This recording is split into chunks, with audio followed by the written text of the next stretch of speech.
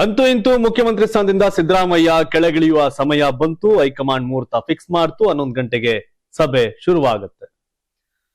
ನಾನ್ ಹಿಡಿಯೋದು ಓಕೆ, ಆದ್ರೆ ಯಾವುದೇ ಕಾರಣಕ್ಕೂ ಡಿ.ಕೆ. ಶಿವಕುಮಾರ್ ಮುಖ್ಯಮಂತ್ರಿ ಆಗಬಾರದು ಅನ್ನೋ ಲೆಕ್ಕಾಚಾರದಲ್ಲೇ ಸಿದ್ದರಾಮಯ್ಯ ದೆಹಲಿಗೆ ತೆರಳಿದ್ದಾರೆ ಇಂಡು ದಂಡನ್ನ ಕರೆದುಕೊಂಡು. ನಾನು ಓಕೆ ಇಳಿಯೋದು, ಬಟ್ ಡಿ.ಕೆ. ಶಿವಕುಮಾರ್ ಯಾಕೆ ಅಂತ ಪ್ಲಾನ್ 1, 2, 3 ರೆಡಿ ಮಾಡಿಕೊಂಡು ಸಿದ್ದರಾಮಯ್ಯ ದೆಹಲಿಗೆ ತೆರಳಿದ್ದಾರೆ. ಕೊನೆಗೂ ರಾಹುಲ್ ಗಾಂಧಿ, ಪ್ರಿಯಾಂಕಾ ಗಾಂಧಿ, ಸೋನಿಯಾ ಗಾಂಧಿ, ಮಲ್ಲಿಕಾರ್ಜುನ್ ಖರ್ಗೆ, ಕೆ.ಸಿ. ವೇಣುಗೋಪಾಲ್ ಇವರ ಸಾರಥ್ಯದ ಸಭೆ. ಅವರಲ್ಲಿ ಸಿದ್ದರಾಮಯ್ಯನವರು ಡಿ.ಕೆ. ಶಿವಕುಮಾರ್ ಒಟ್ಟಿಗೆ ಕೂರಿಸಿ ಮುಂದಿನ ಹೆಜ್ಜೆಯನ್ನ ಇಡ್ತಾರೆ.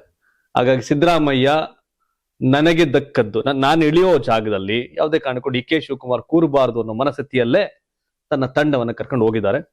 ಮತ್ತೊಂದ್ ಕಡೆ ಬಿಜೆಪಿ ರಾಷ್ಟ್ರೀಯ ಅಧ್ಯಕ್ಷ ರಾಜ್ಯಕ್ಕೆ ಬಂದೋದ್ಮೇಲೆ ಬಿಜೆಪಿ ಒಂದಷ್ಟು ಬದಲಾವಣೆಗಳಾಗ್ತಾ ಇದೆ. ಎಲ್ಲಾ ವಿಷಯಗಳು ಇವತ್ತಿನ ಪ್ರೈಮ್ ಟೈಮ್ ನ್ಯೂಸ್ ಅಲ್ಲಿ ಇದೆ. ಕಡೆವರೆಗೂ ಈ ಸುದ್ದಿಯನ್ನ ನೋಡಿ. ಎಲ್ರಿಗೂ ಸ್ವಾಗತ. ನಾನು ಶಿವಕುಮಾರ್. ಸುದ್ದಿ ಶುರು ಮಾಡಕ್ ಮುಂಚೆ ಪ್ರಶ್ನೆ. ದೆಹಲಿಗೆ ಡಿ.ಕೆ. ಶಿವಕುಮಾರ್, ಸಿದ್ದರಾಮಯ್ಯನವರು ಹೋಗಿದ್ದಾರೆ, ಬಹಳ ಸಚಿವರು ಹೋಗಿದ್ದಾರೆ. ಕಾಂಗ್ರೆಸ್ ಹೈಕಮಾಂಡ್ ಸಿದ್ದರಾಮಯ್ಯನವ್ರನ್ನ ಕೆಳಗಿಳಿಸಿ ಆ ಜಾಗಕ್ಕೆ ಡಿ.ಕೆ. ಅವ್ರನ್ನ ಕೂರ್ಸುತ್ತಾ ಅಥವಾ ಮಲ್ಲಿಕಾರ್ಜುನ್ ಖರ್ಗೆ ಅವರ ಅಥವಾ ಪರಮೇಶ್ವರ್ ಅವರ, ಏನಾಗುತ್ತೆ, ಏನ್ ಕತೆ? ನಿಮ್ಮ ಒಪಿನಿಯನ್ ಅನ್ನ ಕಾಮೆಂಟ್ ಮಾಡಿ ಅಂತ ಹೇಳ್ತಾ ಸುದ್ದಿಯನ್ನ ಶುರು ಮಾಡ್ತೀನಿ. ರಾಜ್ಯ ಕಾಂಗ್ರೆಸ್ ನಲ್ಲಿ ಮುಖ್ಯಮಂತ್ರಿ ಕುರ್ಚಿ ಮತ್ತು ಪವರ್ ಶೇರಿಂಗ್ ಜಗಳ ಈಗ ಅಂತಿಮ ಘಟ್ಟಕ್ಕೆ ತಲುಪಿದ್ದು ಹೈಕಮಾಂಡ್ ತುರ್ತು ಬುಲಾವ್ ನೀಡಿದ ಬೆನ್ನಲ್ಲೇ ಸಿಎಂ ಸಿದ್ದರಾಮಯ್ಯ ಹಾಗೂ ಆಪ್ತ ಸಚಿವರು ದೆಹಲಿಗೆ ವಿಶೇಷ ವಿಮಾನದ ಮೂಲಕ ತೆರಳಿದ್ರು.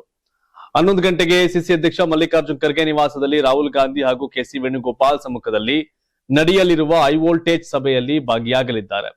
ಹೈಕಮಾಂಡ್ ಕೇವಲ ಮುಖ್ಯಮಂತ್ರಿಗಳನ್ನ ಮಾತ್ರ ಮಾತುಕತೆಗೆ ಆಹ್ವಾನಿಸ್ತಾ ಇದ್ರು. ನಂತರ ಸಿದ್ದರಾಮಯ್ಯ ಅವರು ಸದ್ದಿಲ್ಲದೆ ಗೃಹ ಸಚಿವ ಜಿ ಪರಮೇಶ್ವರ್ ಹಾಗೂ ಬೃಹತ್ ಕೈಗಾರಿಕಾ ಸಚಿವ ಎಂ.ಬಿ. ಪಾಟೀಲ್ ಸೇರಿದಂತೆ ಪ್ರಮುಖ ನಾಯಕರನ್ನ ದೆಹಲಿಗೆ ಕರ್ಸ್ಕೋತಾ ಇದ್ದಾರೆ. ಹೈಕಮಾಂಡ್ ನಾಯಕರ ಮುಂದೆ ತಮ್ಮ ಸಂಖ್ಯಾಬಲ ಹಾಗೂ ಸಚಿವರ ಬೆಂಬಲವನ್ನ ಪರೋಕ್ಷವಾಗಿ ಪ್ರದರ್ಶಿಸಿ ಕುರ್ಚಿ ಉಳಿಸಿಕೊಳ್ಳಲು ಸಿದ್ದರಾಮಯ್ಯ ಮುಂಜಾಗ್ರತಾ ತಂತ್ರ ಹೆಣೆದಿದ್ದಾರೆ ಅಂತ ಹೇಳಲಾಗ್ತಾ ಇದೆ.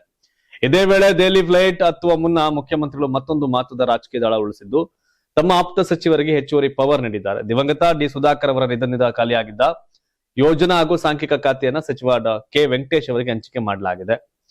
ಇನ್ನು ರಾಜಣ್ಣ ಹಾಗೂ ಬಿ ನಾಗೇಂದ್ರ ಅವರ ರಾಜೀನಾಮೆಯಿಂದ ತೆರವಾಗಿರ್ತಕ್ಕಂಥ ಪ್ರಮುಖ ಇಲಾಖೆಗಳನ್ನ ಸಿಎಂ ಯಾರಿಗೂ ಕೊಟ್ಟದೆ ತಮ್ಮ ಬಳಿಯೇ ಉಳಿಸಿಕೊಂಡಿದ್ದಾರೆ. ಸಿದ್ದರಾಮಯ್ಯ ಈಗ ಸಂಪುಟ ಪುನರ್ರಚನೆ ಮಾಡ್ತೀನಿ, ನಾನು ಇಳಿಯಲ್ಲ ಅನ್ನೋ ಲೆಕ್ಕಾಚಾರ. ಆದ್ರೆ ಹೈಕಮಾಂಡ್ ಇಳಿ ಅಂದ ತಕ್ಷಣ ಯಾವುದೇ ಕಾರಣಕ್ಕೂ ಡಿ.ಕೆ. ಶಿವಕುಮಾರ್ ಬಿಡಬಾರ್ದು ಅನ್ನೋ ಲೆಕ್ಕಾಚಾರದಲ್ಲಿ ಸಿದ್ದರಾಮಯ್ಯ ಇದ್ದಾರೆ. ಖರ್ಗೆ ಅವರು ಬೇಕಾರಾಗ್ಲಿ, ಆಗದಿದ್ರೆ ದಲಿತ ಸಿಎಂ ಲೆಕ್ಕಾಚಾರ, ಇವೆಲ್ಲವನ್ನೂ ಇಟ್ಕೊಂಡು ಹೋಗ್ತಾ ಇದ್ದಾರೆ. ಇನ್ನೊಂದ್ ಕಡೆ ಡಿ.ಕೆ. ಶಿವಕುಮಾರ್ ಅವರು ದೆಹಲಿಯನ್ನ ಈಗ ತಲುಪ್ತಾ ಇದ್ದಾರೆ. ಕರ್ನಾಟಕದಲ್ಲಿ ಕಾಂಗ್ರೆಸ್ ನಾಯಕತ್ವ ಬದಲಾವಣೆ ವಿಚಾರ ಸೀರಿಯಲ್ ರೀತಿ ಎಳಿತಾ ಇದೆ. ಮುಖ್ಯಮಂತ್ರಿ ಸಿದ್ದರಾಮಯ್ಯ ಕುರ್ಚಿ ಬಿಡೋಕೆ ಸಿದ್ರಿಲ್ಲ. ಉಪಮುಖ್ಯಮಂತ್ರಿ ಡಿ.ಕೆ. ಶಿವಕುಮಾರ್ ಕುರ್ಚಿ ಪಡೆಯಲು ನಡೆಸುತ್ತಿರುವ ಪ್ರಯತ್ನ ನಿಲ್ಲಿಸ್ತಾ ಇಲ್ಲ. ಆದ್ರೆ ನಾಯಕತ್ವ ಬದಲಾವಣೆ ಬಗ್ಗೆ ದಿನದೂಡುವ ತಂತ್ರಕ್ಕೆ ಮೊರೆ ಹೋಗಿದ್ದ ಕಾಂಗ್ರೆಸ್ ಹೈಕಮಾಂಡ್ ಈಗ ಈ ವಿಚಾರವಾಗಿ ಅಂತಿಮ ನಿರ್ಧಾರ ಪ್ರಕಟಿಸೋಕೆ ಸಿದ್ಧವಾಗಿದೆ ಅಂತೆ. ನಾಯಕತ್ವ ವಿಚಾರವಾಗಿ ಚರ್ಚಿಸಲು ಹೈಕಮಾಂಡ್ ಮುಖ್ಯಮಂತ್ರಿ ಸಿದ್ದರಾಮಯ್ಯ ಮತ್ತು ಉಪಮುಖ್ಯಮಂತ್ರಿ ಡಿ.ಕೆ. ಶಿವಕುಮಾರ್ ಅವರನ್ನ ದೆಹಲಿಗೆ ಕರೆದಿದೆ. ಆದ್ರೆ ಈ ವಿಚಾರವಾಗಿ ಇಬ್ರು ನಾಯಕರು ಭಿನ್ನ ಹೇಳಿಕೆ ಕೊಟ್ಟಿದ್ದಾರೆ. ಸಭೆಗೆ ಬರುವಂತೆ ದೆಹಲಿಯಿಂದ ಕರೆ ಬಂದಿರುವುದು ಖಚಿತ ಅಂತ ಸಿದ್ದರಾಮಯ್ಯ ಅಲ್ಲ ಡೆಲ್ಲಿಗೆ ಹೋಗಿದ್ದಾರೆ. ಡಿ.ಕೆ. ಶಿವಕುಮಾರ್ ಕೂಡ ಡೆಲ್ಲಿಗೆ ಹೋಗಿ ಕೂತಿದ್ದಾರೆ. ಈಗ ಇವ್ರ ತಂತ್ರಗಾರಿಕೆಯನ್ನ ಮಾಡ್ತಾ ಇದ್ದಾರೆ. ಡಿ.ಕೆ. ಶಿವಕುಮಾರ್ ನನಗೆ ಸಿಗುತ್ತೆ ಅನ್ನೋ ವಿಶ್ವಾಸದಲ್ಲಿ ಅವರೆಲ್ಲ ಪ್ರಯತ್ನ ಫಲಿಸದಿದ್ದರು ಪ್ರಾರ್ಥನೆ ಫಲಿಸುತ್ತೆ ಅಂತ ಪ್ರಾರ್ಥನೆ ಮಾಡಿ ಮಾಡಿ ಮಾಡಿ 6 ತಿಂಗಳು ಮುಂದಕ್ಕೆ ಹೋಗಿತ್ತು. ಈಗೇನು ಆಗ ಲೆಕ್ಕಾಚಾರದಲ್ಲಿ ಐತೆ. ಇನ್ನೊಂದ್ ಕತೆ, ಡಿ.ಕೆ. ಶಿವಕುಮಾರ್ ಯಾವಾಗಲೂ ಡೈಲಾಗ್ ಹೊಡಿತಾರಲ್ಲ, ವಿಪಕ್ಷಗಳಿಗೆ ಬಿಗ್ ಸಂದೇಶ ಕೊಟ್ಟವ್ರೆ. ಪವರ್ ಶೇರಿಂಗ್ ಗದ್ದಲದ ನಡುವೆ ಕೆಪಿಸಿಸಿ ಕಚೇರಿಯಲ್ಲಿ ಸುದ್ದಿಗೋಷ್ಠಿಯಲ್ಲಿ ಮಾತನಾಡೋ ಡಿ.ಕೆ. ಶಿವಕುಮಾರ್ ಬರ್ದಿಟ್ಕೊಳ್ಳಿ, ಮುಂದೇನು ನಮ್ದೇ ಸರ್ಕಾರ ಅಂತ ಖಡಕ್ ಆಗಿ ಹೇಳಿದ್ದಾರೆ. ಪೇಪರ್ ನಲ್ಲಿ ಬರ್ದಿಟ್ಕೊಳ್ಳಿ, ಈ ಹಿಂದೆ ನಾನು 136 ಸ್ಥಾನ ಬರುತ್ತೆ ಅಂತ ಹೇಳಿದ್ದೆ, ಈಗಲೂ ಬರ್ದಿಟ್ಕೊಳ್ಳಿ. 2028ಕ್ಕೆ ಇದೇ ಡಿ.ಕೆ. ಶಿವಕುಮಾರ್, ಇದೇ ಕಾಂಗ್ರೆಸ್ ಸರ್ಕಾರ ಇರುತ್ತೆ. 2028ರ ಮುಂಬರುವ ಚುನಾವಣೆಯಲ್ಲಿ ಕಾಂಗ್ರೆಸ್ ಸರ್ಕಾರದ ಅಧಿಕಾರಕ್ಕೆ ಬರುತ್ತೆ ಅಂತ ಡಿ.ಕೆ. ಶಿವಕುಮಾರ್ ಹೇಳಿದ್ದಾರೆ. ಮುಂದದ್ ಬರ್ಕೊಳ್ಳೋದಿರ್ಲಿ, ನಾಳೆದೇನಾಗುತ್ತೆ ಅಂತೇಳಿ. ಡಿ.ಕೆ. ಶಿವಕುಮಾರ್ ಇಷ್ಟೆಲ್ಲ ವಿಶ್ವಾಸದಲ್ಲಿ ತಾನು ಅಧಿಕಾರಕ್ಕೆ ತಂದಂತ ಪಾಟೀಲ್ ಮುಖ್ಯಮಂತ್ರಿ ಆಗಕ್ಕಾಯ್ತಾ ಇಲ್ಲ. ಇನ್ನು 28ರ ಬರ್ಕೊಳಕ್ ಹೇಳ್ತಾವ್ರೆ. 28 ಕಾಂಗ್ರೆಸ್ಸೇ ಬರುತ್ತೆ ಅಂತ ಹೆಂಗ್ ಬರ್ದಿಟ್ಕೊಳ್ಳೋದು? ಒಳ್ಳೆ ಕಥೆ ಆಯ್ತಲ್ಲ. ಹಿಂಗ್ ಏಳೆ ಸ್ಟಾಲಿನ್ ಮನೆಗೆ ಹೋದಲ್ಲಿ ತಮಿಳ್ನಾಡಲ್ಲಿ ತನ್ನ ಪಾರ್ಟಿಯಲ್ಲೇ ತನಗೆ ಬೇಕಾದನ್ನ ಪಡ್ಕೊಳಕ್ ಸಾಧ್ಯ ಆಗ್ತಾ ಇಲ್ಲ. ಬರ್ದಿಟ್ಕೊಳ್ಳಿ, 28ಕ್ಕೆ ನಾವೇ ಬರ್ತೀವಿ. 28ಕ್ಕೆ ಜನ ಬರೀತಾರೆ ಯಾರು ಏನು ಅಂತ ಹಣೆ ಬರ. ಅಂಡ್ ಕಾಂಗ್ರೆಸ್ಗೆ ನೀವು ದುಡ್ದಿದ್ದೀರಿ, ಕಾಂಗ್ರೆಸ್ ಪಾರ್ಟಿನ ಕಟ್ಟಿದಿರಿ, ಕಾಂಗ್ರೆಸ್ಗೋಸ್ಕರ ಎಲ್ಲವನ್ನೂ ಕೂಡ ತ್ಯಾಗ ಮಾಡಿದಿರಿ, ಕಾಂಗ್ರೆಸ್ಗೋಸ್ಕರ ಅನುಭವಿಸಿದಿರಿ. ಆ ಪಾರ್ಟಿಲರ ಬರ್ದಿಟ್ಕೊಳ್ಳಿ, ನಾನು ಸಿಎಂ ಆಗಿ ಬರ್ತೀನಿ ಡೆಲ್ಲಿಯಿಂದ ಅಂತ ಹೇಳ್ಬೇಕು. ಬರ್ದಿಟ್ಕೊಳ್ಳಿ, ಇನ್ನು 3 ದಿನ ನಾನು ಸಿಎಂ ಆಗ್ತೀನಿ ಅಂತ ಹೇಳ್ಬೇಕು. ಬರ್ದಿಟ್ಕೊಳ್ಳಿ, ಸಿದ್ದರಾಮಯ್ಯ ಎಳಿತಾರೆ ಅಂತ ಹೇಳ್ಬೇಕು. ಬರ್ದಿಟ್ಕೊಳ್ಳಿ, ನನ್ನ ನೇತೃತ್ವ ಸರ್ಕಾರ ಬರುತ್ತೆ ಅಂತ ಹೇಳ್ಬೇಕು. 28ಕ್ಕೆ ಇವತ್ತಿಂದ ಹೇಳಿ ಕತೆ ಏನ್ ಕತೆ ಅಂತ. ಬಟ್ ಕಾಂಗ್ರೆಸ್ನ ಈ ಬೆಳವಣಿಗೆ, ಸಿದ್ದರಾಮಯ್ಯ ಏನು ಇಳಿರಿ ಅಂತ ಏನಾರು ಹೈಕಮಾಂಡ್ ಹೇಳಿದ್ರೆ ಖರ್ಗೆ ಅವ್ರನ್ನ ಮಾಡಿ, ಖರ್ಗೆ ಅವ್ರನ್ನ ಅಲ್ಲಿ ಬಿಟ್ಕೊಡ್ಲಿಲ್ಲ ACC ಇಂದ ಅಂದ್ರೆ ದಲಿತ CM ಮಾಡಿ. ಅದರಲ್ಲಿ ಯಾವುದೇ ಕಾರಣಕ್ಕೂ DK ಮುಖ್ಯಮಂತ್ರಿ ಆಗ್ಲೇಬಾರದು ಅನ್ನೋದು ಸಿದ್ದರಾಮಯ್ಯ ಟೀಮ್ ನಿಲುವು. ಅಷ್ಟು ಈಸಿ ಆಗಿರೋದಾಗಿದ್ರೆ ಅವರೆಲ್ಲ ಇಂಡು ದಂಡು ಕರ್ಕೊಂಡು ಹೋಗ್ತಿರ್ಲಿಲ್ಲ. ಬಿಡ್ರಪ್ಪ ಅದೇನು ಮಾತಾಡ್ಬಿಟ್ಬಿಟ್ಟು ಬತ್ತೀನಿ ಕಣ್ರಯ್ಯ, ನಿಮ್ ಪಾಡ್ ನೋಡಿ ಅಂತನ್ನರು.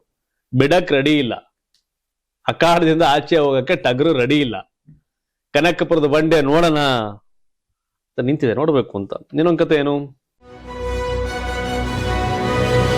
ಇದಿಷ್ಟೇ ಅಲ್ಲ, ರಾಜ್ಯ ಕಾಂಗ್ರೆಸ್ನ ಈ ಆಂತರಿಕ ಚಟುವಟಿಕೆಗಳು ಬಿರುಸಿಕೊಂಡ ಬೆನ್ನಲ್ಲೇ ಮುಖ್ಯಮಂತ್ರಿ ಸಿದ್ದರಾಮಯ್ಯ ಏನು ದೆಹಲಿಗೆ ತೆರಳಿದ್ರು. ಅವ್ರ ಜೊತೆ ಪ್ರಭಾವಿ ಸಚಿವರು ಹೋದ್ರು ಒಂದಷ್ಟು ಜನ. ಇದೊಂದು ಕುತೂಹಲ ಕಾರಣ ಆಗಿದೆ, ಏನಾಗುತ್ತೆ ಅಂತ. ಈ ಭೇಟಿ ಕೇವಲ ಮುಖ್ಯಮಂತ್ರಿ ಹಾಗೂ ಉಪಮುಖ್ಯಮಂತ್ರಿ ಮಟ್ಟಕ್ಕೆ ಮಾತ್ರ ಸೀಮಿತ ಆಗಿಲ್ಲ, ಸದ್ಯ ತೀವ್ರ ಚರ್ಚೆ ಗ್ರಾಸ ಆಗಿದೆ.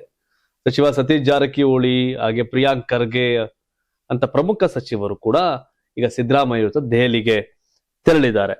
ದೆಹಲಿಯಲ್ಲಿ ಏನು ಗೊತ್ತು, ಇದು ಈಸಿಯಾಗಿ ಸಿದ್ದರಾಮಯ್ಯ ಟು DK ಶಿವಕುಮಾರ್ ಆಗಿದ್ರೆ ಚೆನ್ನಾಗಿ ಹೋಗ್ತಿರ್ಲಿಲ್ಲ. ಬುಡಪ್ಪ ನಮ್ದು ಅವ್ರಿಲ್ದಾರ ಅವ್ರಿಗೆ ತಾನೇ ಸಿಗೋದು ಅಂತ. ಈ ಸೈಕಲ್ ಗ್ಯಾಪ್ ಅಲ್ಲಿ ನಮ್ದೇನಾರ ವ್ಯವಹಾರ ನಡೀಬಹುದಾ ಅಂತ. ಹೆಂಗಿದ್ರು ಸಿದ್ದರಾಮಯ್ಯ DK ಬಿಡಕ್ ಇಷ್ಟ ಇಲ್ಲ. ಇಳೀರಿ ಅಂತಾರೆ ಸಿದ್ದರಾಮಯ್ಯನವರು, DK ಕೊಡಬೇಡಿ, ಖರ್ಗೆ ಮಾಡಿ, ಪರಮೇಶ್ವರ್ ಮಾಡಿ, ಸತೀಶ್ ಜಾರಕಿಹೊಳಿ ಮಾಡಿ, MB ಪಾಟೀಲ್ ಮಾಡಿ, ಹಿಂಗೇನು ಹೇಳ್ತಾರೆ ಅಂತ ಅವ್ರದ್ದೆಲ್ಲಾರ್ದು. ಹಾಗಾಗಿ ಅವರು ಆದ್ರೆ ನಮ್ಮ ಅದೃಷ್ಟ ಕುಲಾಯಿಸ್ಲಿ ಅಂತ ಇವರೊಂದಷ್ಟು ಜನ ಡೆಲ್ಲಿಗತ್ತವ್ರೆ. ಆದರೆ ಕಾಂಗ್ರೆಸ್ ಹೈಕಮಾಂಡ್ ಸಿದ್ದರಾಮಯ್ಯನವರು ನೀವು ಇಳಿಯದಾರ ಇಳಿರಿ, ಆದ್ರೆ DK ಕೊಡಿ ಅಂತ ಆ ನಿರ್ಧಾರ ತಗೊಳತ್ತಾ? ಇಲ್ಲ ಸುಮ್ನೆ ನೀವು ಕಂಟಿನ್ಯೂ ಮಾಡ್ಕೊಂಡು ಹೋಗ್ರಪ್ಪ, ಇನ್ನು 1.5 ವರ್ಷ ತಾನೆ ಅಂತ ಹೇಳಿ ಕಳಿಸ್ತಾರ? ನಿಮ್ಮನ್ನ ಕರೆದಿದ್ದು CM ಬದಲಾವಣೆಗಲ್ಲ, ರಾಜ್ಯಸಭೆಗೆ MLCಗೆ ಅಂತ ಹೇಳ್ಬಿಟ್ಟು ಏನಾರ ಮತ್ತೆ ಅವ್ರನ್ನ ಮಕರ್ ಮಾಡ್ತಾರ? ನೋಡ್ಬೇಕಂದ್ರೆ ಕಾಂಗ್ರೆಸ್ ಹೈಕಮಾಂಡ್ ಈ CM ಬದಲಾವಣೆ ವಿಷಯದಲ್ಲಿ ಗಟ್ಟಿ ನಿಲುವನ್ನ ತೆಗೆದುಕೊಂಡಿಲ್ಲ ಇವತ್ತಿನವರೆಗೆ. ಹಾಗಾಗಿ ಇವರಿಬ್ಬರನ್ನ ಈ ವಿಷಯದಲ್ಲೇ ಮಾತಾಡ್ತಾರೆ, ಏನು ಗೊತ್ತಾಗಬೇಕಲ್ಲ. ಆದ್ರೆ ಬಟ್ ಕ್ವಶನ್ ಪೇಪರ್ ರೆಡಿ ಇದೆ, ಅದನ್ನ ಲೀಕ್ ಮಾಡಲ್ಲ ಅಂತ ಸತೀಶ್ ಜಾರಕಿಹೊಳಿ ಹೇಳಿದ್ರು. ಕ್ವಶನ್ ಪೇಪರ್ ರೆಡಿ ಇದೆ, ಬಟ್ ಅದನ್ನ ಲೀಕ್ ಮಾಡಲ್ಲ ಅಂತ. ನಾಳೆಗೆ ಆ ಕ್ವಶನ್ ಪೇಪರ್ ಬಂದಾಗ ಇದು ನನ್ಗೆ ಗೊತ್ತಿದೆ ಅಂತ ಹೇಳ್ಬೋದು, ನನಗೆ ಗೊತ್ತಿಲ್ಲ. ಯಾಕೆ ಏನ್ ಹೇಳಿದ್ರು ಸತೀಶ್ ಜಾರಕಿಹೊಳಿ ಅಂದ್ರೆ, ಈ ರಾಜ್ಯ ಕಾಂಗ್ರೆಸ್ ಅಲ್ಲಿ ಮುಖ್ಯಮಂತ್ರಿ ಸಿದ್ದರಾಮಯ್ಯ ಹಾಗೂ ಉಪಮುಖ್ಯಮಂತ್ರಿ DK ಶಿವಕುಮಾರ್ ನಡುವಿನ ಅಧಿಕಾರ ಹಂಚಿಕೆ ಮತ್ತು ನಾಯಕತ್ವ ಕುರಿತ ಚರ್ಚೆಗಳು ದಿನದಿಂದ ದಿನಕ್ಕೆ ಹೊಸ ತಿರುವನ್ನ ಪಡೆದುಕೊಳ್ತಿದೆ. ಈ ಶೀತಲ ಸಮರ ಕೇವಲ ರಾಜ್ಯ ರಾಜಕಾರಣಕ್ಕೆ ಸೀಮಿತವಾಗಿಲ್ಲದೆ ಇದರ ಪ್ರತಿಧ್ವನಿ ರಾಷ್ಟ್ರ ರಾಜಧಾನಿ ದೆಹಲಿವರೆಗೂ ತಲುಪಿದೆ. ರಾಜ್ಯ ಕಾಂಗ್ರೆಸ್ನ ಈ ಪವರ್ ಶೇರಿಂಗ್ ಗೊಂದಲದ ನಡುವೆಯೇ CM ಸಿದ್ದರಾಮಯ್ಯ ಅವರಿಗೆ ಹೈಕಮಾಂಡ್ ತುರ್ತು ಬುಲಾವ್ ನೀಡಿರೋದು ರಾಜಕೀಯ ವಲಯದಲ್ಲಿ ತೀವ್ರ ಕುತೂಹಲ ಮೂಡಿಸಿದ್ದು, ಕಾಂಗ್ರೆಸ್ನಲ್ಲಿನ ಕುರ್ಚಿ ಗುದ್ದಾಟಕ್ಕೆ ಕೊನೆಗೂ ತೆರೆ ಬೀಳುತ್ತಾ ಅನ್ನೋ ಚರ್ಚೆ ಸದ್ಯ ಜೋರಾಗಿದೆ. ಈ ಪ್ರಮುಖ ಬೆಳವಣಿಗೆಯ ಕುರಿತು ಸಚಿವ ಸತೀಶ್ ಜಾರಕಿಹೊಳಿ ಅವರು ಪ್ರತಿಕ್ರಿಯೆ ಕೊಟ್ಟಿದ್ದಾರೆ. ತಮ್ಮದೇ ವಿಶಿಷ್ಟ ಶೈಲಿಯಲ್ಲಿ ಪರೋಕ್ಷ ಸಂದೇಶ ರವಾನಿಸಿದ್ದಾರೆ. ಬೆಳಗ್ಗೆ 11 ಗಂಟೆಗೆ ಹೈಕಮಾಂಡ್ ಪ್ರಶ್ನೆ ಪತ್ರಿಕೆ ಕೊಡುತ್ತೆ, ಅದರ ಬಳಿಕ ಪ್ರಶ್ನೆಗಳಿಗೆ ಉತ್ತರ ಚೆಕ್ ಮಾಡುತ್ತೆ. ಮೊದಲೇ ಪ್ರಶ್ನೆ ಪತ್ರಿಕೆ ಲೀಕ್ ಮಾಡೋದಿಲ್ಲ ಬಿಡಿ ಅಂತ ಹೇಳುವ ಮೂಲಕ ಅಧಿಕಾರ ಹಂಚಿಕೆ ಹಾಗೂ ನಾಯಕತ್ವ ಬದಲಾವಣೆ ಕುರಿತು ಹೈಕಮಾಂಡ್ ಮಟ್ಟದಲ್ಲಿ ನಡೆಯಲಿರುವ ಸಭೆಯನ್ನ ಮಾರ್ಮಿಕವಾಗಿ ಬಿಂಬಿಸಿದ್ದಾರೆ. ಸಚಿವರ ಹೇಳಿಕೆಯನ್ನ ರಾಜಕೀಯ ವಲಯದಲ್ಲಿ ಈಗ ಹಲವು ರೀತಿಯಲ್ಲಿ ವಿಶ್ಲೇಷಣೆ ಮಾಡಲಾಗ್ತಾ ಇದೆ. ಕಾಂಗ್ರೆಸ್ನೊಳಗಿನ ಆಂತರಿಕ ಗೊಂದಲಗಳು, ನಾಯಕತ್ವ ಬದಲಾವಣೆ ಹಾಗೂ ಸಂಪುಟ ಪುನರ್ರಚನೆಯಂತಹ ಪ್ರಮುಖ ನಿರ್ಧಾರಗಳನ್ನ ಹೈಕಮಾಂಡ್ ಅತ್ಯಂತ ಗೌಪ್ಯವಾಗಿ ಮತ್ತು ನೇರವಾಗಿ ತನ್ನ ಮಟ್ಟದಲ್ಲೇ ಅಂತಿಮಗೊಳಿಸಲಿದೆ ಎಂಬ ಸಂದೇಶ ಇದರಲ್ಲಿ ಅಡಗಿದೆ ಎನ್ನುವ ಅಭಿಪ್ರಾಯಗಳು ಕೇಳಿಬರುತ್ತಿದೆ. ಈ ಹೈ ವೋಲ್ಟೇಜ್ ಸಭೆಯ ನಂತರವೇ ಈ ಎಲ್ಲಾ ಪ್ರಶ್ನೆಗಳಿಗೆ ಅಧಿಕೃತ ಉತ್ತರ ಸಿಗುತ್ತೆ ಎಂಬುದು ಸ್ಪಷ್ಟವಾಗಿದೆ.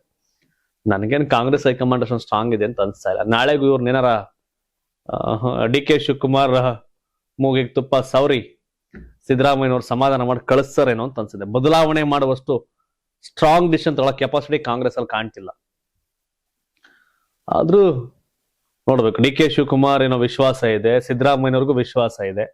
ಅವರಿಬ್ಬರ ವಿಶ್ವಾಸದಲ್ಲಿ ಯಾರಿಗೆ ಆಘಾತ ಯಾರಿಗಾಗತ್ತೆ ನೋಡ್ಬೇಕು.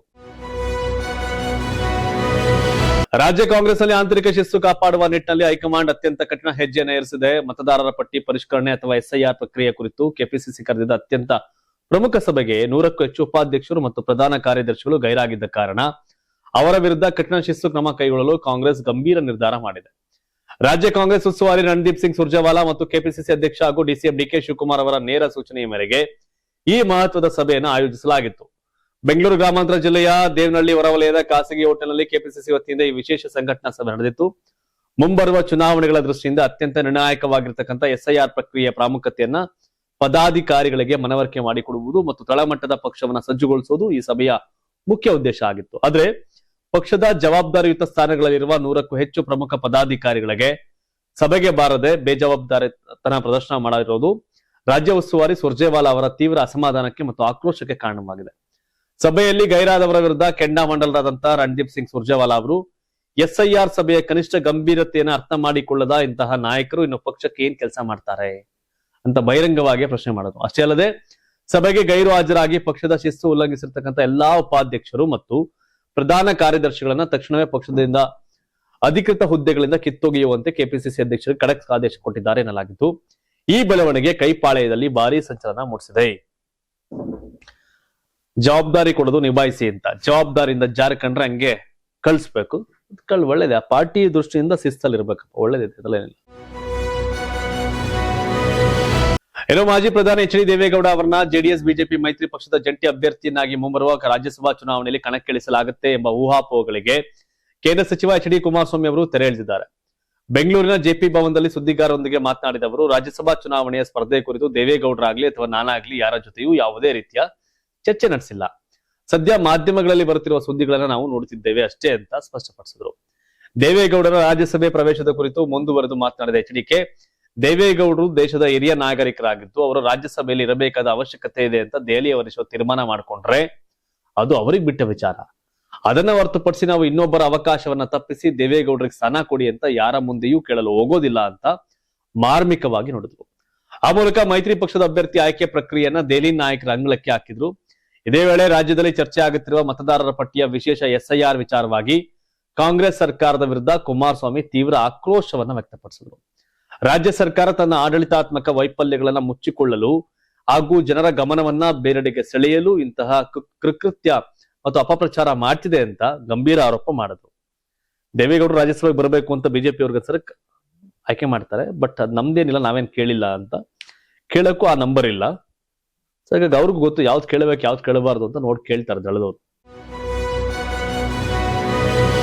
SIR ಪ್ರಕ್ರಿಯೆಯನ್ನ ಕೇವಲ ಚುನಾವಣಾ ಆಯೋಗದ ಸಾಂಪ್ರದಾಯಿಕ ಕಾರ್ಯ ಅಂತ ಪರಿಗಣಿಸದೆ ಅದನ್ನ ಒಂದು ಮಿನಿ ಚುನಾವಣೆ ಎಂದೇ ಭಾವಿಸಿ ಪಕ್ಷದ ಸಂಪೂರ್ಣ ಸಂಘಟನೆಯನ್ನ ತೊಡಗಿಸಿಕೊಳ್ಳಬೇಕು ಅಂತ ಬಿಜೆಪಿ ರಾಷ್ಟ್ರೀಯ ಅಧ್ಯಕ್ಷ ನಿತಿನ್ ನಬೀನ್ ಅವರು ರಾಜ್ಯ ನಾಯಕರಿಗೆ ಖಡಕ್ ಸೂಚನೆ ಕೊಟ್ಟಿದ್ದಾರೆ.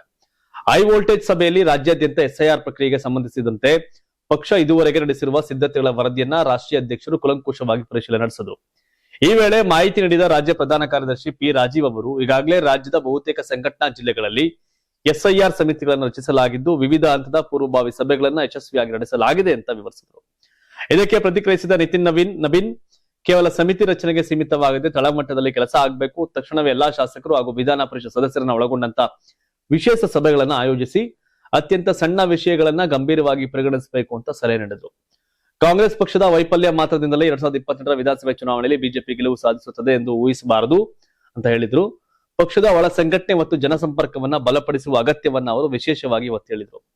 ಬಿಜೆಪಿ ಕಾರ್ಯಕರ್ತರು ಮತ್ತು ನಾಯಕರಿಗೆ ಆತ್ಮಸಂತೃಪ್ತಿ ಬೇಡ ಎಂದು ಎಚ್ಚರಿಕೆ ಕೊಟ್ಟಿದ್ದು ಪ್ರತಿ ಹಂತದಲ್ಲೂ ಸಂಘಟನೆಯನ್ನ ಬಲಪಡಿಸುವುದು ಅವಶ್ಯಕ ಅಂತ ತಿಳಿಸಿದರು. ರಾಜ್ಯದಲ್ಲಿ ಈಗಾಗಲೇ ಕಾಂಗ್ರೆಸ್ ಆಡಳಿತದಲ್ಲಿರ್ತಕ್ಕಂಥ ಹಿನ್ನೆಲೆಯಲ್ಲಿ ಸ್ಪರ್ಧೆ ಇನ್ನಷ್ಟು ತೀವ್ರವಾಗಲಿದೆ ಅಂತ ಅವರು ಅಭಿಪ್ರಾಯಪಟ್ಟರು. 2028ರ ಚುನಾವಣೆಗೆ ಬಿಜೆಪಿ ಅವರು ಈಗಾಗಲೇ ರೆಡಿ ಆಯ್ತವ್ರೆ. ನಿಮ್ ಪ್ರಕಾರ ಮುಂದಿನ ಚುನಾವಣೆ ಯಾರು ಗೆಲ್ತಾರೆ? Congress, BJP, JDS, KRS party ಅಥವಾ ಕಾಕ್ರೋಚ್ ಜನತಾ ಪಾರ್ಟಿ ರಿಜಿಸ್ಟರ್ ಆಗ್ಲಿಲ್ಲ, ನೋಡ್ಬೇಕೇನೋ ಅಂತ. ನಿಮ್ಮ ಅಭಿಪ್ರಾಯ ನಂಗೆ ಕಾಮೆಂಟ್ ಮಾಡಿ. ನೆಕ್ಸ್ಟ್ ಸುದ್ದಿ, ಮಹತ್ವದ ರಾಜಕೀಯ ಬೆಳವಣಿಗೆಯಲ್ಲಿ AIADMK ಪಕ್ಷದ SP ವೇಲುಮಣಿ ಮತ್ತು CV ಷಣ್ಮುಗಂ ಬಣದ 3 ಶಾಸಕರು ತಮ್ಮ ಸ್ಥಾನಕ್ಕೆ ಅಧಿಕೃತವಾಗಿ ರಾಜೀನಾಮೆ ನೀಡಿದ್ದಾರೆ.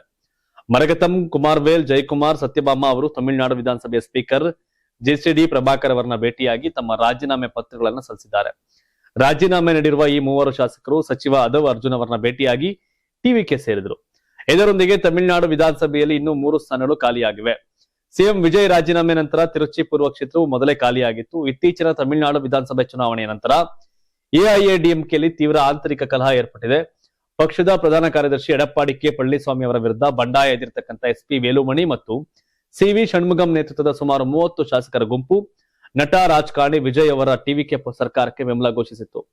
ಇತ್ತೀಚೆಗೆ ನಡೆದ ವಿಧಾನಸಭೆಯ ಕಲಾಪದಲ್ಲಿ ಈ ಬಂಡಾಯ ಶಾಸಕರು AIADMK ಪಕ್ಷದ ಅಧಿಕೃತ ವಿಪ್ ಉಲ್ಲಂಘಿಸಿ ಮುಖ್ಯಮಂತ್ರಿ ವಿಜಯ್ ಸರ್ಕಾರದ ಪರವಾಗಿ ವಿಶ್ವಾಸ ಮತ ಚಲಾಯಿಸಿದರು. ಈ ಹಿನ್ನೆಲೆಯಲ್ಲಿ ಪಕ್ಷದ್ರೋಹ ಎಸಗಿದವರನ್ನ ಶಾಸಕ ಸ್ಥಾನದಿಂದ ಅನರ್ಹಗೊಳಿಸಬೇಕು ಅಂತ EPS ನೇತೃತ್ವದ AIADMK ನಾಯಕತ್ವವು ಕಾನೂನು ಪ್ರಕ್ರಿಯೆಯನ್ನು ಆರಂಭಿಸಿತ್ತು. ಅನರ್ಹತೆಯ ಕಾನೂನು ಕ್ರಮ ಎದುರಿಸುವ ಮುನ್ನವೇ ಎಚ್ಚೆತ್ತುಕೊಂಡಿರತಕ್ಕಂಥ ಈ 3 ಶಾಸಕರು ಈಗ ತಾವಾಗಿಯೇ ರಾಜೀನಾಮೆ ನೀಡಿ ಹೊರಬಂದಿದ್ದಾರೆ. ಪಕ್ಷಾಂತರ ನಿಷೇಧ ಕಾಯ್ದೆ ಅನ್ವಯ ಆಗುತ್ತೆ. ಹಾಗಾಗಿ ಅವರು ಅನರ್ಹ ಆಗ್ತಿದ್ರು, ಈಗ ರಾಜೀನಾಮೆ ಕೊಟ್ಟವ್ರೆ. ಪಾಟೀಲ್ ಸರ್ ಅವರೇ ಬೈ ಎಲೆಕ್ಷನ್ಸ್ ಆಗುತ್ತೆ. ನೋಡ್ಬೇಕು, ಕೋರ್ಟ್ ಈಗಲೂ ಅವ್ರ ಮೇಲೆ ಕೇಸ್ ಹಾಕೊಂಡು ಹೋಗ್ಬೋದು. ಹೋಗ್ಲಿ ಬಿಡಿ, ರಾಜೀನಾಮೆ ಕೊಟ್ಟೋಗೋರ್ಲಿ ನೀನು. ಪಶ್ಚಿಮ ಬಂಗಾಳ ವಿಧಾನಸಭೆ ಚುನಾವಣೆ ಫಲಿತಾಂಶ ಪ್ರಕಟವಾಗಿ 21 ದಿನಗಳು ಕಳೆದರೂ ಭವಾನಿಪುರ ಕ್ಷೇತ್ರದಲ್ಲಿ ಮಮತಾ ಬ್ಯಾನರ್ಜಿ ಅನುಭವಿಸಿದ ಸೋಲು ಇನ್ನೂ ರಾಜಕೀಯ ಚರ್ಚೆಯ ಕೇಂದ್ರವಾಗಿಯೇ ಉಳಿದಿದೆ. ಹೊಸ ಸರ್ಕಾರ ಅಧಿಕಾರಕ್ಕೆ ಬಂದಿದ್ರು ಟಿಎಂಸಿ ನಾಯಕಿ ಮಮತಾ ಬ್ಯಾನರ್ಜಿ ತಮ್ಮ ಸೋಲನ್ನು ಒಪ್ಪಿಕೊಳ್ಳಲು ಸಿದ್ಧರಿರಲಿಲ್ಲ. ಭವಾನಿಪುರ ಕ್ಷೇತ್ರದಲ್ಲಿ ತಮ್ಮ ವಿರುದ್ಧ ದೊಡ್ಡ ಮಟ್ಟದ ಪಿತೂರಿ ನಡೆದು ಪ್ರಜಾಪ್ರಭುತ್ವದ ಮೇಲೆ ದೊಡ್ಡ ಅನ್ಯಾಯವಾಗಿದೆ ಎಂಬುದು ಅವರ ಆರೋಪವಾಗಿದೆ. ಭವಾನಿಪುರ ಕ್ಷೇತ್ರದಲ್ಲಿ ಅನಿರೀಕ್ಷಿತ ಸೋಲಿನ 3 ವಾರಗಳ ನಂತರವೂ ತೃಣಮೂಲ ಕಾಂಗ್ರೆಸ್ ಮುಖ್ಯಸ್ಥೆ ಮಮತಾ ಬ್ಯಾನರ್ಜಿ ತಮ್ಮ ಸೋಲನ್ನು ಒಪ್ಪಿಕೊಳ್ಳಲು ಸಿದ್ಧರಿಲ್ಲ. ಚುನಾವಣಾ ಫಲಿತಾಂಶವನ್ನ ಸಂಪೂರ್ಣವಾಗಿ ಪ್ರಾಯೋಜಿತ ಅಂತ ಕರೆದ ಅವರು ಈ ಸಂಪೂರ್ಣ ರಾಜಕೀಯ ಯುದ್ಧವನ್ನ ರಾಷ್ಟ್ರೀಯ ನ್ಯಾಯಾಲಯಕ್ಕೆ ಕೊಂಡೊಯ್ಯುವ ಅಂತಿಮ ನಿರ್ಧಾರವನ್ನ ತೆಗೆದುಕೊಂಡಿದ್ದಾರೆ.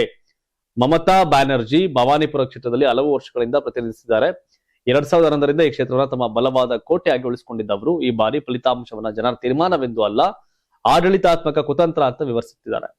ಇನ್ನು ಪಶ್ಚಿಮ ಬಂಗಾಳದ ಟಿಎಂಸಿ ಸಂಸದೆ ಕಾಕೋಲಿ ಘೋಷ್ ದಸ್ತಿದಾರ್ ಅವರು ಚುನಾವಣಾ ಸೋಲನ್ನ ಉಲ್ಲೇಖಿಸಿ ತಮ್ಮ ಪಕ್ಷದ ಕಾರ್ಯವೈಖರಿಯ ಬಗ್ಗೆ ಗಂಭೀರ ಪ್ರಶ್ನೆಗಳನ್ನ ಎತ್ತುತ್ತಾ ಬರಾಸತ್ ಜಿಲ್ಲಾ ಅಧ್ಯಕ್ಷ ಸ್ಥಾನಕ್ಕೆ ರಾಜೀನಾಮೆ ನೀಡುವುದಾಗಿ ಘೋಷಣೆ ಮಾಡಿದ್ದಾರೆ. ಈ ಸಂಬಂಧ ತಮ್ಮ ರಾಜೀನಾಮೆ ಪತ್ರದಲ್ಲಿ ಸಂಸದೆ ಕಾಕೋಲಿ ಘೋಷ್ ದಸ್ತಿದಾರ್ ಅವರು ಚುನಾವಣಾ ಪ್ರಕ್ರಿಯೆಯಲ್ಲಿ ಐಪಿಎಸಿ ಪಾತ್ರವನ್ನ ಪ್ರಶ್ನಿಸಿದ್ರು. ಚುನಾವಣೆಯ ಸಮಯದಲ್ಲಿ ತಂಡವು ತನ್ನ ಮೇಲೆ ಒತ್ತಡ ಹೇರೋಕೆ ಪ್ರಯತ್ನ ಮಾಡ್ತು ಅಂತ ಅವ್ರು ಹೇಳಿದ್ದಾರೆ. ಸೋತ್ ಮೇಲೆ ಏನೋ ಒಂದು ಕಥೆಗಳು ಹೇಳ್ತಿರ್ತಾರೆ. ಬಟ್ ಮಮತಾ ಬ್ಯಾನರ್ಜಿ ಅವತ್ತು ಇವ್ರು ಗೆದ್ದಾಗ ಟಿಎಂಸಿ ಅದು ಕಮ್ಯುನಿಸ್ಟ್ ಪಾರ್ಟಿ ಅವ್ರನ್ನ ಒಪ್ಕೊಳ್ಳಲ್ಲ ಅಂದ್ರೆ ಏನ್ ಮಾಡ್ತಿದ್ರು ಇವರು? ಸೋಲೆ ಮುಗಿದ್ಮೇಲೆ ಮುಗಿದ ಕತೆ ಇಲ್ಲ. ನಾನು MLA, ನಾನು CM ಅಂತ ಭ್ರಮೇಲೆ ಇರಬೇಕು. ಲೀಗಲ್ಲಿ ಪ್ರಜಾಪ್ರಭುತ್ವ ವ್ಯವಸ್ಥೆ ಸಾಧ್ಯ ಇಲ್ಲ. 30 ವರ್ಷಕ್ಕೂ ಅಧಿಕ ಆಡಳಿತ ಮಾಡಿದಂತ ಕಮ್ಯುನಿಸ್ಟ್ ಪಾರ್ಟಿಯವರು ನಾವು ಸೋತಿಲ್ಲ ನಾವೇ ಅಂತಂದಿರ ಏನಾಯ್ತಿತ್ತು? ಪಿಣರಾಯಿ ವಿಜಯನ್ ನಾನು ಸೋತಿಲ್ಲ ಅಂದಿರ ಏನಾಗದು? ಸ್ಟಾಲಿನ್ ನಾನು ಸೋತಿಲ್ಲ ನಾನೇ CM ಅಂದಿರೇನ? ನಡೆಯಲ್ಲ ಅವೆಲ್ಲ ಡೌಗಳು. ಬಟ್ ಈ ಆಟಗಳೆಲ್ಲ ಜಾಸ್ತಿ. ಮಮತಾ ಬ್ಯಾನರ್ಜಿ ಅವರು ಈ ರೀತಿಯ ಹೋರಾಟ ಬಂಡಾಟಗಳು ಜಾಸ್ತಿ. ಒಂಥರ ರೆಬೆಲ್ ರಾಜಕಾರಣಿ. ಅಮೆರಿಕ ಅಧ್ಯಕ್ಷ ಡೊನಾಲ್ಡ್ ಟ್ರಂಪ್ ಭಾರತ ಅಮೆರಿಕ ಸಂಬಂಧಗಳ ಬಗ್ಗೆ ಮಹತ್ವದ ಹೇಳಿಕೆ ನೀಡಿದ್ದಾರೆ. ಭಾರತ ನನ್ನ ಮೇಲೆ ಶೇಕಡ 100ರಷ್ಟು ನಂಬಿಕೆ ಇಡಬಹುದು ಅಂತ ಹೇಳಿದ್ದಾರೆ. ನವದೆಹಲಿಯ ಅಮೆರಿಕ ರಾಯಭಾರ ಕಚೇರಿ ನಡೆದ ಅಮೆರಿಕ ಸ್ವಾತಂತ್ರ್ಯದ 250ನೇ ವರ್ಷದ ಸಂಭ್ರಮಾಚರಣೆಯಲ್ಲಿ ವರ್ಚುವಲ್ ಮೂಲಕ ಮಾತನಾಡಿದ ಟ್ರಂಪ್ ಪ್ರಧಾನಿ ನರೇಂದ್ರ ಮೋದಿ ಅವರನ್ನ ತಮ್ಮ ಆಪ್ತ ಸ್ನೇಹಿತ ಅಂತ ಹೊಗಳಿದ್ದಾರೆ. ಕಾರ್ಯಕ್ರಮದಲ್ಲಿ ಮಾತನಾಡಿದ ಟ್ರಂಪ್, ನಾನು ಭಾರತವನ್ನ ಪ್ರೀತಿಸ್ತೇನೆ. ಮೋದಿ ಒಬ್ಬ ಅದ್ಭುತ ನಾಯಕ. ಅವರು ನನ್ನ ಸ್ನೇಹಿತರು. ಭಾರತ ಮತ್ತು ಅಮೆರಿಕ ನಡುವಿನ ಸಂಬಂಧಗಳು ಇಷ್ಟು ಬಲವಾಗಿದ್ದ ಸಮಯ ಹಿಂದೆ ಇರಲಿಲ್ಲ ಅಂತ ಹೇಳಿದ್ರು. ಅಲ್ಲದೆ ಭಾರತಕ್ಕೆ ಯಾವ ಸಹಾಯ ಬೇಕಾದ್ರೂ ನಾವು ಸದಾ ಸಿದ್ಧರಿದ್ದೇವೆ ಎಂಬ ಸಂದೇಶವನ್ನ ನೀಡಿದ್ರು. ಈ ಕಾರ್ಯಕ್ರಮದಲ್ಲಿ ಭಾರತದ ವಿದೇಶಾಂಗ ಸಚಿವ ಎಸ್ ಜೈಶಂಕರ್, ಅಮೆರಿಕ ವಿದೇಶಾಂಗ ಕಾರ್ಯದರ್ಶಿ ಮಾರ್ಕೋ ರುಬಿಯೋ ಹಾಗೂ ಅಮೆರಿಕ ರಾಯಭಾರಿ ಸರ್ಗಿಯೋ ಗೋರ್ ಉಪಸ್ಥಿತರಿದ್ದರು. ಕಾರ್ಯಕ್ರಮದ ವೇಳೆ ಟ್ರಂಪ್ ಮಾರ್ಕೋ ರುಬಿಯೋ ಅವರನ್ನ ಅಮೆರಿಕ ಇತಿಹಾಸದ ಅತ್ಯುತ್ತಮ ವಿದೇಶಾಂಗ ಕಾರ್ಯದರ್ಶಿಗಳಲ್ಲಿ ಒಬ್ಬರು ಅಂತ ಪ್ರಶಂಸೆ ಮಾಡಿದ್ರು. ಭಾರತ ಅಮೆರಿಕ ನಡುವಿನ ವ್ಯಾಪಾರ, ರಕ್ಷಣಾ ಸಹಕಾರ ಮತ್ತು ಕ್ವಾಡ್ ಮೈತ್ರಿ ಮತ್ತಷ್ಟು ಗಟ್ಟಿಯಾಗುತ್ತಿರುವ ಸಂದರ್ಭದಲ್ಲೇ ಟ್ರಂಪ್ ಅವರ ಹೇಳಿಕೆ ಗಮನ ಸೆಳೆದಿದೆ. ಟ್ರಂಪ್ ಅಂತ ಹುಚ್ಚಾಟದ ಮನುಷ್ಯ ಮತ್ತೊಬ್ಬ ಇಲ್ಲ. ನಮ್ಮಲ್ಲಿ ಟ್ಯಾಕ್ಸ್ ಹಾಕಿದ್ದು ಈತನೇ, ನಮ್ಮ ದೋಸ್ತು ಅನ್ನೋದು ಈತನೇ. ಮೋದಿ ಮತ್ತೆ ಟ್ರಂಪ್ ದೋಸ್ತು ಅನ್ನೋದು ಎಲ್ಲ ಡೌಗಳು. ಅಮೆರಿಕ ಇತಿಹಾಸದಲ್ಲೇ ಈ ತರ ಡಬಲ್ ಸ್ಟ್ಯಾಂಡರ್ಡ್ ವಿಚಿತ್ರ ಅಧ್ಯಕ್ಷ ಯಾವತ್ತೂ ಇರಲಿಲ್ಲ. ಸೊ ಹಾಗಾಗಿ 100ರಷ್ಟು ನೆವರ್ ಎವರ್. ಈಗ ಟ್ರಂಪ್ ನಮ್ಮನ್ನ ನಂಬಕ್ ರೆಡಿ ಇದ್ರು, ಭಾರತೀಯರು ಯಾರು ಟ್ರಂಪ್ ನ ನಂಬಕ್ ರೆಡಿ ಇಲ್ಲ. ಟ್ರಂಪ್ ಹುಚ್ಚಾಟಗಳನ್ನ ಸಾಕಷ್ಟು ನೋಡ್ಬಿಟ್ಟಿದ್ದಾರೆ. ತಾವೇನ್ ಹೇಳ್ತೀರಿ? ಹಾಗೆ ದೆಹಲಿಯಲ್ಲಿ DK ಶಿವಕುಮಾರ್ ಸಿದ್ದರಾಮಯ್ಯ ಅವರ ಹೈಕಮಾಂಡ್ ಭೇಟಿಯ ಫಲಶ್ರುತಿ ಏನು? ಸಿದ್ದರಾಮಯ್ಯ ಮುಂದುವರಿತಾರ? ಅಲ್ಲ DK ಆಗ್ತಾರ CM? ಇಲ್ಲ ಖರ್ಗೆ ಆಗ್ತಾರ? ಇಲ್ಲ ಪರಮೇಶ್ವರ್ ಆಗ್ತಾರ? ಏನ್ ಕತೆ? ಹೈಕಮಾಂಡ್ ಇವನ್ನ ಸಾಲ್ವ್ ಮಾಡುವಷ್ಟು ಶಕ್ತಿ ಇದೆಯಾ? ಕಾಮೆಂಟ್ ಮಾಡಿ. ಧನ್ಯವಾದ. ಇದು ಕರ್ನಾಟಕ ಟಿವಿ, ಕನ್ನಡಿಗರ ಧ್ವನಿ. ನೀವು ಸಣ್ಣ ಆಗ್ಬೇಕಲ್ವಾ? ಅದು ಒಂದು ಉತ್ತಮ ಆಹಾರದಿಂದ ಸಣ್ಣ ಆಗ್ಬೇಕಲ್ವಾ? ಪ್ರತಿದಿನ ನಮ್ಮ ಜೀನಿ ಸ್ಲಿಮ್ ನ ಯೂಸ್ ಮಾಡಿ ಯಾವುದೇ ಸೈಡ್ ಎಫೆಕ್ಟ್ ಇಲ್ದಂಗೆ ನೀವು ಸಣ್ಣ ಆಗ್ತೀರಾ.